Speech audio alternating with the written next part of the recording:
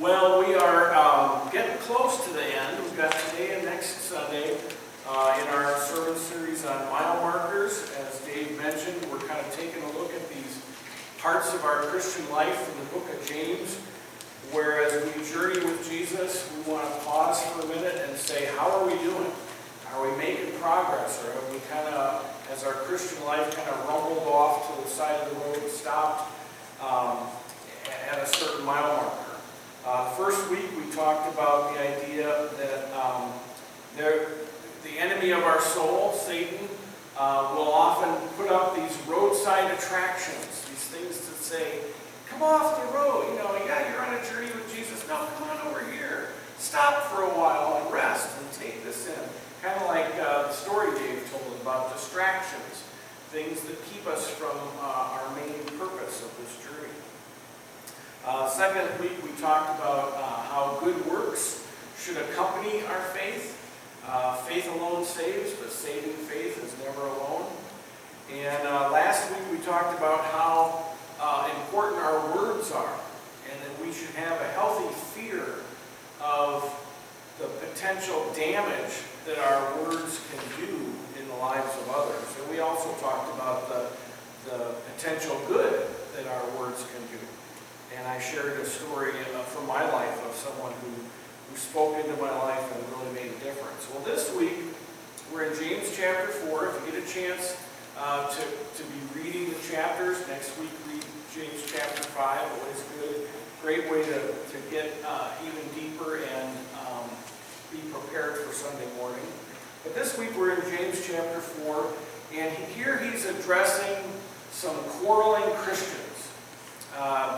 I know it never happens today in churches that Christians quarrel, but apparently in the first century it did. It happens all the time down through the years, and so it's ever relevant. How do we deal with quarreling? And it's really kind of a sister sermon, if you will, to last week's sermon, where we talked about when you bump a glass of a coffee cup, you expect coffee to come out. What happens when you get bumped? Do good words come out or bad words come out? This week it's almost like James taking another look at it and dealing with anger again, but this time on a larger scale. As I was preparing this and thinking about our journey and then dealing with anger. The name of my sermon is Road Rage. Remind me of a time, I know I've mentioned before that my wife and I, many years ago, I guess it would be about 18 years ago now, adopted a little girl from China. And we set it up such that one of my cousins who couldn't be here, but couldn't be at the reunion, but my Aunt Lois, whose picture I was with, had the same shirt on with her, and she was in the picture with me. Her son is a guy named Stephen, and he's the same age that I am. And as we're setting up and going through a couple of years of paperwork and things you do to adopt, I found out through one of my aunts that my cousin Stephen is now a pastor/missionary in Hong Kong. And so we connected and set it up such that we would go and visit him for 3 days in Hong Kong, and then we took a train 24 hours from Hong Kong to Beijing, my wife and I and our oldest son Marshall. And we got to Beijing a day early so we could kind of see the town a little bit before we met up with the other families who were adopting. And when we got to the hotel, there was something in the hotel room talking about the Beijing Night Theater. And it was this very elaborate show with unbelievably beautiful costumes and dancing, and you also had a 9-course meal. It was kind of pricey, but we all agreed after it was over that it would have been worth twice what we paid for it. It was just a phenomenal experience and night. Well, going to this place, we went everywhere by cab.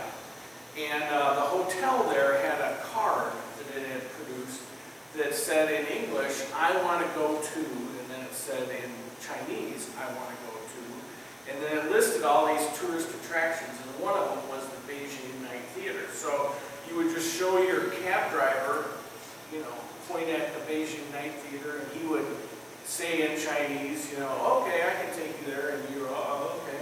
And you got in the cab, and well, I hope we're going to the Beijing Night Theater and not some store that sells pearls. Okay. You know, but we did. We ended up going to the Beijing Night Theater, but this cab driver we're in, the traffic over there is just terrible, just unbelievable. So there's like 9 lanes of traffic just all going at once, and we're in the cab, and it kind of, as we're driving, somebody drifted across the lane and cut this guy off, the cab driver, and he had to slam on his brakes, and I mean, in Chinese, he just lost it. It probably was nice that we didn't know what words he was saying, because they probably, you know, he probably needed to hear last week's sermon, because he was pounding on the steering wheel and screaming, and just, you know, I'd never seen anybody so mad before. And apparently the guy who cut us off, our cab driver, noticed he cut us off because he was on the phone, talking on his phone. And so all of a sudden, all the traffic comes to a stop, because it's so much stop-and-go traffic. And out the door goes our cab driver, and he runs up, you know, 4 or 5 cars up to this other car that had cut him off, and he's pounding on the window, and he got him to roll the window down, and he dives into the car. And he's in, you know, just his legs are hanging out, and he's in there for a bit, and he comes out, and he's got the guy's cell phone. He comes running back to our car, gets in the car, and just as he slams the door, all 4 doors on that other car open up.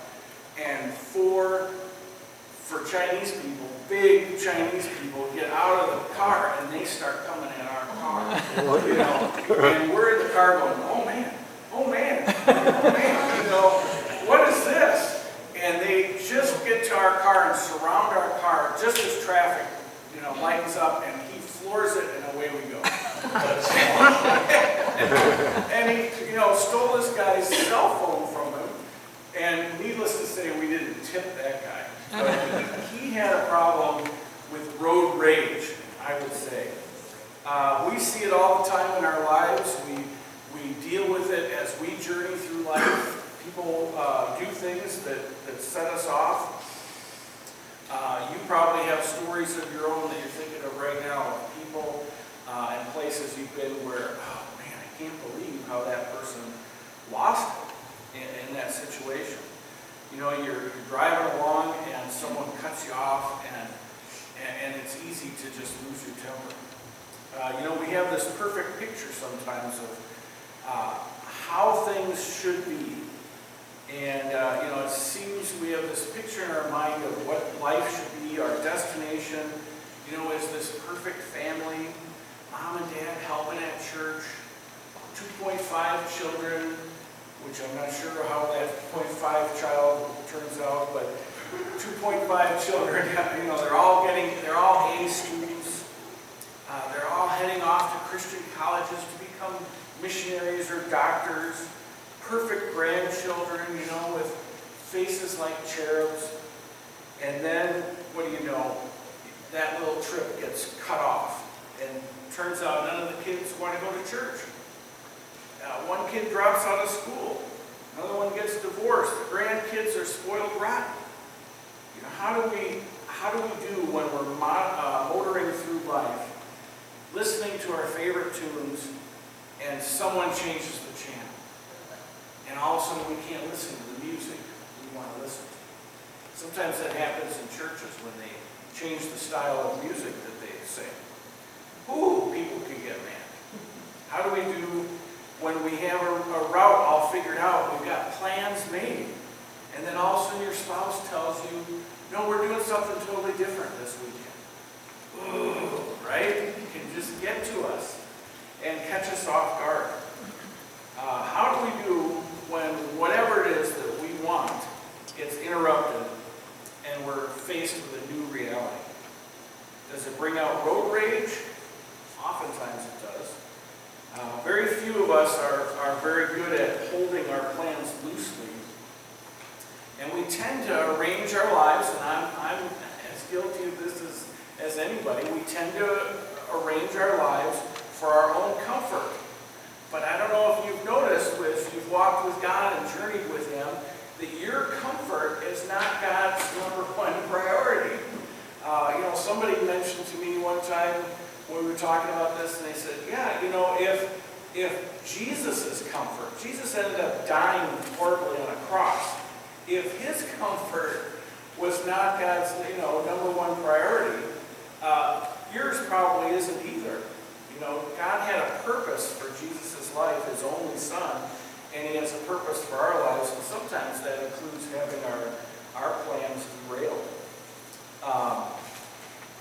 So we need to hold our plans loosely. So anyway, in James chapter 4 today, we're able to see what James is talking about when he addresses the problem of quarreling Christians. Let's read James 1, starting in verse 1. It says, "What causes fights and quarrels among you?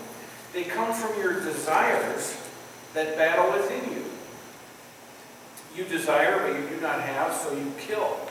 You covet, but you cannot get what you want, so you quarrel and fight. You do not have because you do not ask God. And when you do ask, you do not receive because you ask with the wrong motives, that you may spend what you get on your own pleasures." Ouch! James does not pull any punches. He gets right after it. Where do you think these quarrels come from? He's asking us. Well, they come from the fact that you want your own way. And that makes sense, doesn't it? I mean, if we didn't want our own way, what would there be to quarrel about, right? If there are things that we don't really care about, we don't tend to quarrel about those things. He says that you desire, but do not have, so you kill. I don't think he's talking about actually killing one another, although I'm sure that has happened. But rather, I think for us, the application is that we want something to go a certain way, and if it doesn't go that way, we begin to kill ideas, kill people's reputations. We start speaking ill of people, making accusations that are either unfounded or uninformed.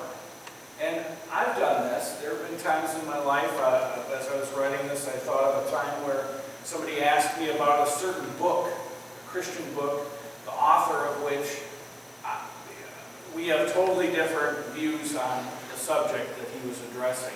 And so I told this person a story about the author that put the author in a poor light. And I had to go back and confess that to this person and say, I kind of attacked that person's reputation when I shouldn't have. I disagree with their book, but I shouldn't have attacked them personally. We have certain expectations, don't we, of how things ought to be. And when they don't go that way, look out, right? I love what Chuck Swindoll says about this. He says, we erect mental images that are either unrealistic, unfair, or biased. Those phantom images become our inner focus, rigidly and traditionally maintained, leaving no room for flexibility on the part of the other person, allowing no place for circumstantial change or surprise.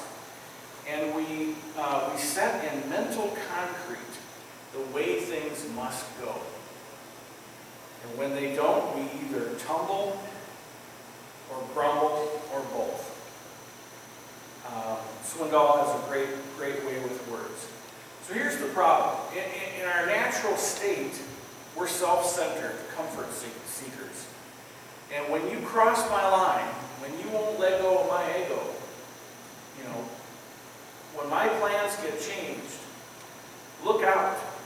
And it's true for all of us in our natural state. But James goes on to outline a solution for this problem. In James 4, verses 7 through 12, he makes a list of things that we can do to solve this problem. Starting in verse 7, submit therefore to God. Wow, that would pretty much do it right there, you would think. Submit therefore to God. Resist the devil, and and he will flee from you. Draw near to God, and he will draw near to you. Cleanse your hands, you sinners, and purify your hearts, you double-minded. Be miserable, and mourn, and weep, and let your laughter be turned to mourning, and your joy to gloom. Humble yourselves in the presence of the Lord. Sang about that this morning. And he will exalt you. Do not speak against one another, brethren. So, submit yourselves to God. Resist the devil. Draw near to God. Cleanse your hands. Purify your hearts. Let your sin break your heart. And humble yourselves. And then he sums up with, do not speak evil against one another. There's the recipe for overcoming quarreling situations among Christians. Starts out, do what God says to do. If we would do that, that would solve 99% of the problem. Say no to sin and temptation. Resist the devil. Spend time with God. We talked a couple weeks ago about how often temptation is overcome just by spending time with God, taking time to pray and read his word. He talks about washing your hands, basically saying clean up your life. Remove stuff from your life that you know is wrong. Take every thought captive. Begin to work on having pure motives. Get serious, he talks about. Actually weep over your sin. The fact that we kind of give sin a wink and a nod sometimes. Understand how blessed you are to be in God's family. I read an article about Philip Yancey's book, What Good is God? And in this article, he makes the attention-grabbing statement that he wishes he was an alcoholic. Because, he says, because alcoholics know they need grace every day, while the rest of us too often convince ourselves that we're better than 95% of the people in the world. And we don't see how badly we need grace too. So he wishes he had that kind of insight that an alcoholic has. James ends this section with a statement we've talked about, do not speak evil to one another. Very straightforward. He's not mincing any words. The other things in this list are maybe open a little bit to interpretation or application. How I draw near to God might be different than how you draw near to God. But James wants to be crystal clear on this last one. Do not speak evil against one another. And where my mind went was I think James is getting a little Jack Bauer on us. If you're familiar with Jack Bauer from the TV show 24, it's one of my favorite. Jack Bauer is sort of this no-nonsense, I guess he's kind of like a police officer. He's the kind of guy who, to get the information he needs, he wouldn't mind shooting somebody in the shoulder. You know, he doesn't mess around. And I kind of picture James here going a little Jack Bauer on us, and kind of holding us up against the wall and saying, "Come on!" The language he uses here is, do not speak ill against a brother. Are we clear? Are we clear? I think he's probably gone through some situations where Christians have spoken ill against one another because he's so emphatic in this statement that he just does not want us to be able to sidestep this. Your mother probably put it more this way. If you can't say anything nice, don't say anything at all. Right? That was my mom's saying. James is also a student of human nature. The Spirit, I think, is at work in James, obviously, and leading him as he writes this. And he knows if he stopped here, no matter how emphatically he tells us certain things, we're probably not going to do it. We're just that self-centered and self-seeking. We're still going to have quarrels and fights among us. And he knows that he can't say this strong enough to get us to, as Nike would tell us, just do it. We need some motivation. to do this. And so we get motivated usually when we see that there's a bigger payoff for us to not do something than to do something, or to do something rather than not do something. We suddenly start to eat right when the doctor finds a problem, right? We go for walks, and we engage in long talks and watch chick flicks and all that stuff, guys, right? If we want to have a date, right?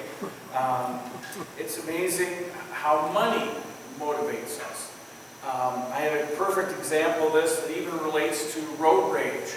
A friend of mine, a young lady who's on staff with Campus Crusade for Christ, this was years and years ago, she, if you're on staff with Campus Crusade, you raise your own support. So you find a group of people who donate to Campus Crusade so that you can have this ministry. So she had done that. She had a team of supporters. And she lives in the Twin Cities, a lot of traffic there. And so one day she's driving and trying to merge and do all the things that you do in a big city as you're driving along. And somebody kind of came and cut her off. Just wasn't paying any attention. And she, had to slam on her brakes. And after that happened, this person kind of drifted back a little bit. And she was, so mad, that she was going to give the, and kind of say something to this person, as they passed by. But just at that moment, she realized the person who had cut her off was one of her supporters. And so she told us this story, and she said, it kind of went like this, it cut me off, and I was like, hey, what are you, hi! Money will often motivate us, and we can change on a dime if we need to. James goes on here to give us some motivation. Not money, not financial, but some pretty strong motivation here, starting in verse 13. He says, now listen, you who say, today or tomorrow we will go to this city and spend a year there, carry on business and make money. Why, do you even know? Why, you do not even know what will happen tomorrow. What is your life? You are a mist that appears for a little while and then vanishes. Instead, you ought to say, if it's the Lord's will, we will live and do this or that. As it is, you boast in your arrogant schemes. All such boasting is evil. If anyone then knows the good that they ought to do and they don't do it, for them it is sin. There's a lot in there, but I think he's kind of wrapping this up and trying to put this all in perspective and give us a little motivation and to basically say, hey, you think you have such big plans? You want to make such a big deal out of your schedule? Check it out. You could be dead by the end of the day. Your expectations, your plans, your desires that cause all these quarrels and fights and wars and death and things, they're temporary. Your desires are. And if you get that, you'll see that eternity is more important than these things that are dividing you and causing you quarrels. I think my observation over the years has been that we tend to sort of go in one of two directions on this issue. We either look at whatever the issue is, my children will turn out like this, my day will go this way, my church will do this, my wife will do this, my husband will stop doing that, I will spend my money this way, whatever it is that we have a plan for. And we make the issue so important that we dig in and we say it's too important. This is one direction that some people go. They'll dig in and say it's too important, so I've got to dig in and I've got to justify my selfishness by linking this admittedly sometimes silly, minor issue. I'm going to link that to something very important. There's a story told of a pastor who arrived at his new church to find a bicycle chained to the railing of the back steps. A few weeks went by and the bike remained there, and he announced one day from the pulpit that would the owner of the bike After church that day, the first person he met informed him that that bike belonged to the former pastor who had passed away. The second person he met said, you know, Pastor Jim used to ride that bike whenever he would go visit people. I guess we don't care about people anymore. What? They linked something that was, you know, minor, this bicycle, to something that's very important, visiting and caring for people. A simple thing like the bike became a huge issue that could divide people. The other side, the other direction that I think people go with these kinds of issues is that we say, yes, we have desires, opinions, and even expectations, but eternity is so much more important. Our relationships are so much more important that we dare not win the battle over the color of our carpet's going to be, or whether that bicycle is going to remain there or not,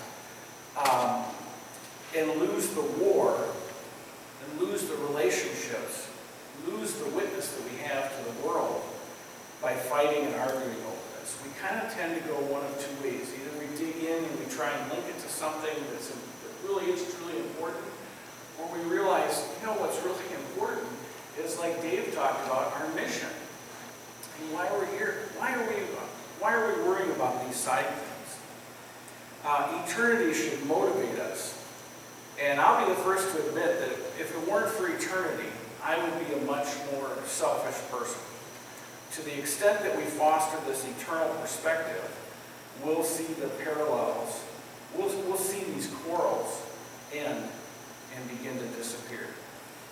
You know, that's the cure for road rage. When we see that how we act on this journey matters as much as getting to the destination, we can address these quarrels that sometimes trip us up. We find a reason to deal with our road rage.